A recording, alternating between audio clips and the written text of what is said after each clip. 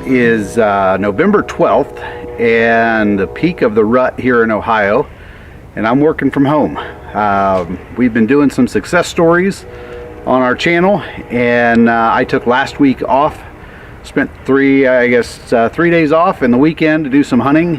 Didn't have any luck, so I don't have a success story yet for 2020. So I thought I'd spend a little bit of time, make this a Throwback Thursday, and talk about a success story from the past.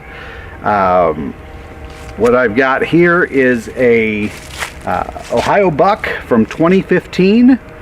This was the first hunt that I had on Josh's property in southeast Ohio after he had bought it. I've labeled this buck as the unlucky buck, and he's kind of unlucky buck number one, just because of the situation in which I got him. I had not hunted at Josh's property prior to opening day of shotgun season in 2015.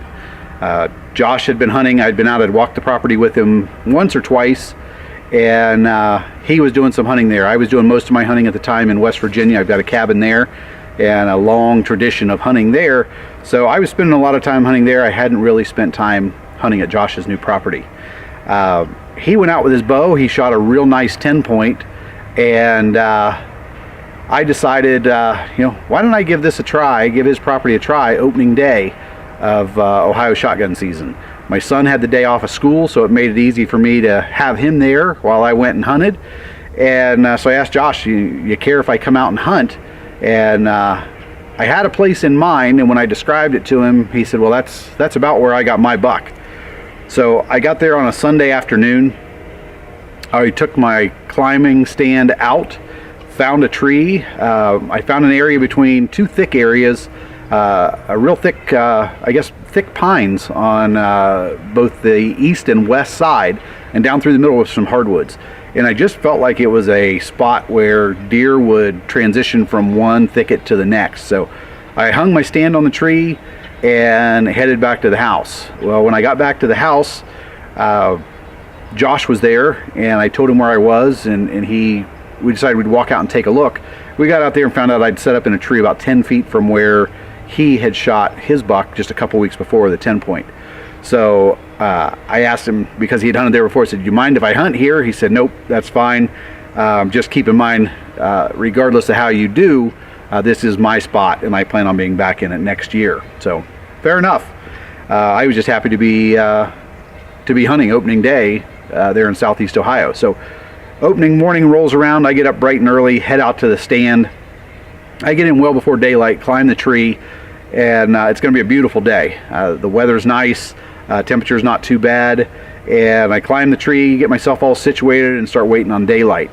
As daylight starts to materialize, about 7 o'clock, I can see that the fog is pretty heavy, and I can't see very far very well, so I just decide I'm going to sit tight and see what happens. So about 7:20, 7:25, I can get to the place where I can see a decent distance, and I decide, I'm going to go ahead and just start off the morning with some grunts.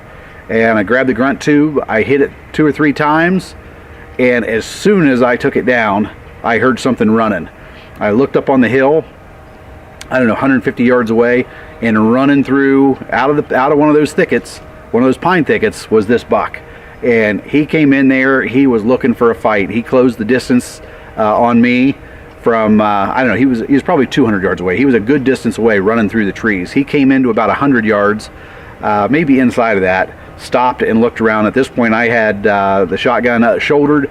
I was on him, but he was coming my direction. So I decided I'm not going to shoot as long as he's coming my direction. He's standing there looking around, he's looking for a fight. So he heads right on down the hill looking for me, closes the distance to about 50 yards. And at that point I decide, it's time to take the shot. I don't want to risk him spooking and bolting the other direction. I put it on his chest, shoot, and he dropped in his tracks right there. So I knew at that point it was the biggest Ohio buck, I shouldn't say Ohio buck, the biggest buck I had ever shot. I immediately contacted Josh to let him know big buck down. He was hunting on the other side of the property doing some doe hunting since he already had his buck. And I climbed down and went down, found him with his head in the leaves. I hadn't got a good look at him. All I knew was when I saw him, he was a shooter.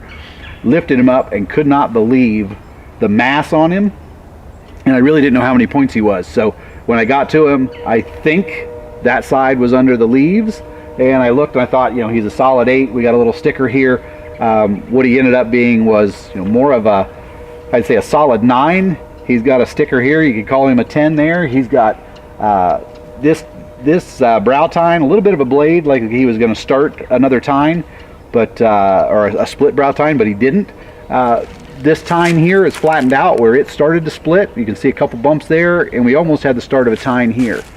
On this side, he's got a bump here that could have been another tine. This is definitely a mature buck, and one that I was really excited to get. What I've seen since then, this beam with the bump on it is definitely in the genetics. It is something that we get this sweeping beam where they've tried to put up another tine and it just doesn't come up. But that's my story. 2015, first buck in Southeast Ohio, and I was done by, geez, I think by the time it was all said and done by 7:30 a.m. So I called him the unlucky buck because I went in, picked my spot at 4 o'clock the day before, and shot him less than barely 12 hours later. So unlucky buck number 1 from Southeast Ohio. Pretty excited about it. Hope you enjoyed the story. Check out our website. If you enjoy what you see, hit like, share, subscribe, and tell your friends about us. Thanks, and have a great hunting season. Talk to you soon.